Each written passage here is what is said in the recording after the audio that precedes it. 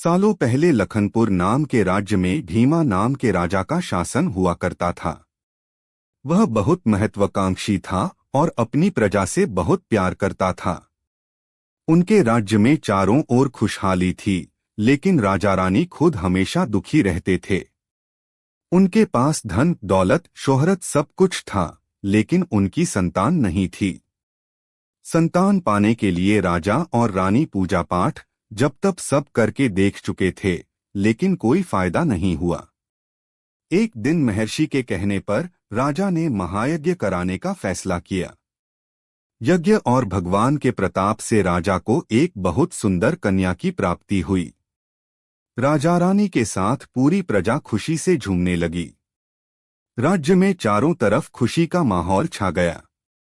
राजा ने सारे नगर वासियों को पिता बनने की खुशी में भोज पर आमंत्रित किया। धीरे धीरे समय बीतने लगा। राजकुमारी बड़ी होने लगी। वह काफी सुंदर और गुणवान थी। राजा रानी उसे देखकर ही खुश रहने लगे, लेकिन एक दिन उनकी खुशी को मानो जैसे नजर लग गई। राजकुमारी बीमार पड़ गई।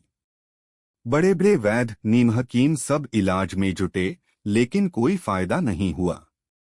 दिन प्रतिदिन राजकुमारी की हालत बिगड़ती जा रही थी। राजकुमारी के ऊपर कोई दवा असर नहीं कर रही थी। राजा को लगने लगा कि एक बार वे फिर निसंतान हो जाएंगे। एक दिन दूर देश से एक वैद्य राजा के महल पहुंचा। देखने में वह अजीब सा था और उसने ठीक तरह से कपड़े भी नहीं पहने हुए थे, जिस वजह से सैनिकों ने उसे राजमहल में प्रवेश करने से रोक दिया।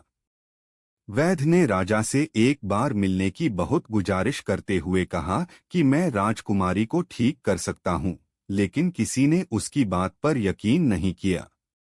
सैनिक उस वैद्य को राजा के पास लेकर गए।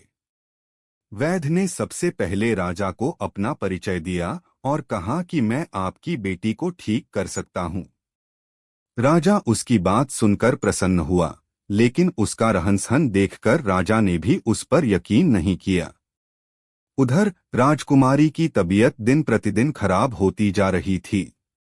इसलिए राजा किसी वैद्य पर यकीन नहीं कर पा रहे थे, लेकिन उस वैद्य का आत्मविश्वास देखकर राजा ने उसे एक मौका देने का फैसला किया। राजा ने वैद्य को बोला कि अगर राजकुमारी ठीक नहीं हुई तो अंजाम भुगतने के लिए तैयार रहना। इस पर वैद्य ने बोला, ठीक है, लेकिन अगर राजकुमारी ठीक हो गई तो मुझे क्या मिलेगा? राजा ने कहा, जो मांगोगे मिलेगा। वैद्य राजी हो गया। राजा खुद उस वैद्य को लेकर राजकुमारी के पास गया। राजकुमारी बिस्तर पर बेजान सी लेटी हुई थी। ऐसा लग रहा था जैसे किसी ने उसका सारा नूर निकाल लिया हो। चेहरा दर्द में डूबा पीला पड़ गया था। वैद्य राजकुमारी के करीब पहुंचा और नब्ज टटोलने लगा।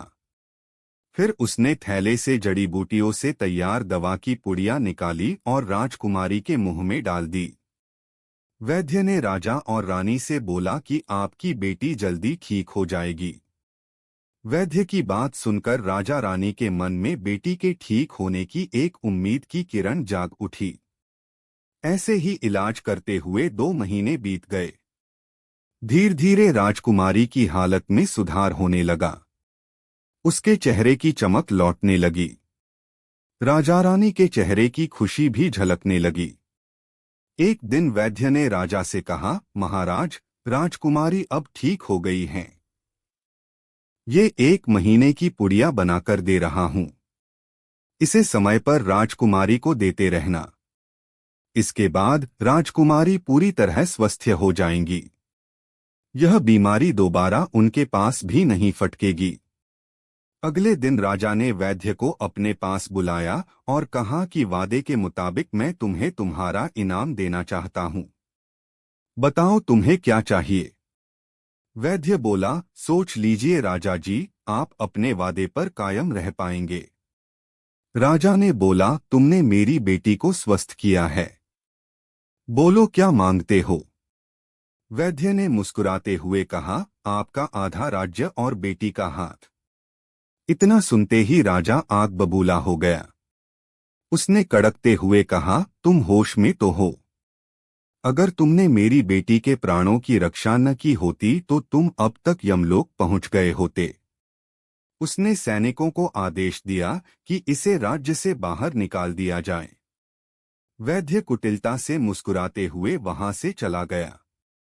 इस घटना के कुछ दिन ही बीते थे कि एक दिन फिर राजकुमारी की हालत बिगड़ गई।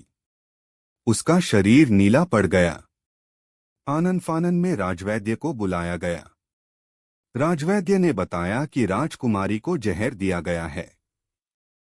इसका तोड़ किसी के पास नहीं है। कुछ देर बाद राजकुमारी ने दम तोड़ दिया। पूरे राज्य में मातम छा गया। राजा रानी शोक में डूब गए। छानबीन में पता चला कि वैद्य ने राजकुमारी को 1 महीने खाने के लिए जो पुड़िया दी थी उनमें से ही एक पुड़िया में जहर था। वैद्य को पहले ही शक था कि राजा उसकी बात नहीं मानेगा, इसलिए उसने एक पुड़िया में जहर भरकर रखा था। उसने सोचा कि अगर राजा शादी के लिए मान जाता है तो वह जहर वाली पुड़िया हटा देगा, लेकिन अगर नहीं माना तो इसकी सजा राजकुमारी को भुगतनी होगी। वैद्य की चाल कामयाब हो गई।